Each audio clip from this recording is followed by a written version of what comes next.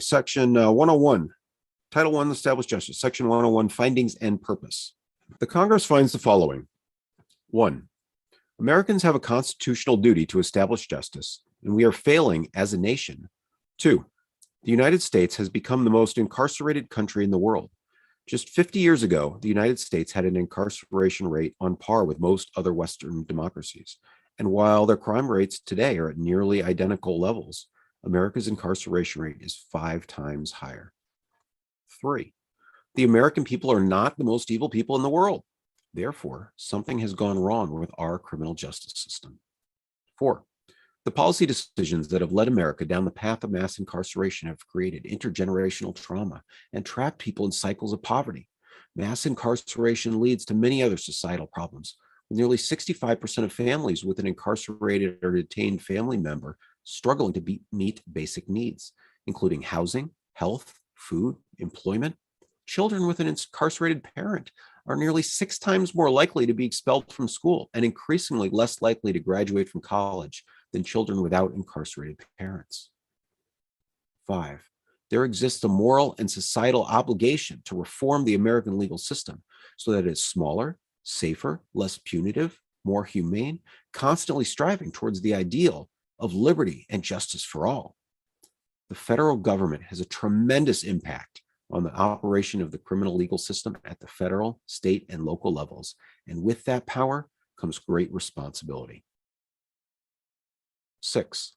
It is the responsibility of the federal government to lead by example in police reform, teaching de-escalation techniques and reducing the use of military tactics, which have led to worsening police-community relationships and unacceptable levels of police violence. In 2020, the world was shocked by the casual manner in which George Floyd was publicly murdered and outraged by the midnight raid that left Breonna Taylor dead. Nationwide, hundreds of thousands of people languished in jail without having been convicted, but often just as for an inability to afford cash bail, and which leads to an increased likelihood of conviction and lengthier sentences. And for those whose liberties have been violated, the judicial doctrine of qualified immunity restricts access to justice. 7.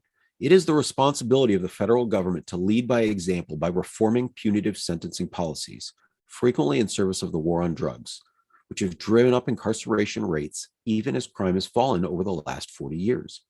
In 2004, Weldon Angelos was sentenced to a mandatory minimum of 55 years in federal prison for nonviolent offenses, a sentence so outrageous that the judge called it unjust, cruel, and even irrational. After more than a decade of incarceration, a federal court granted him a sentence reduction. Currently, the average sentence length for individuals convicted of a federal offense carrying a mandatory minimum policy is 110 months of imprisonment. 8. It is the responsibility of the federal government to lead by example in humanizing incarcerated Americans by reforming cruel and inhumane treatment in prison and promoting practices conducive to rehabilitation. Matthew Charles had served decades in prison before being released in 2016, and by all accounts was a model citizen when the court reversed its decision a year later and sent him back to prison. He began serving the final decade of his sentence until the passage of the First Step Act in 2018 brought about his permanent release. A few months later, he attended a White House celebration of the criminal justice reform bill, which prompted Donald Trump to observe that so many incarcerated Americans really are serving 40 and 50-year sentences for things that you wouldn't even believe that some people wouldn't even be going to prison for today. 9. The policy decisions of the last half century must be re-examined in order to build a better America in the 21st century. And the purpose of this title is to vigorously pursue our first duty under the Constitution, establish justice.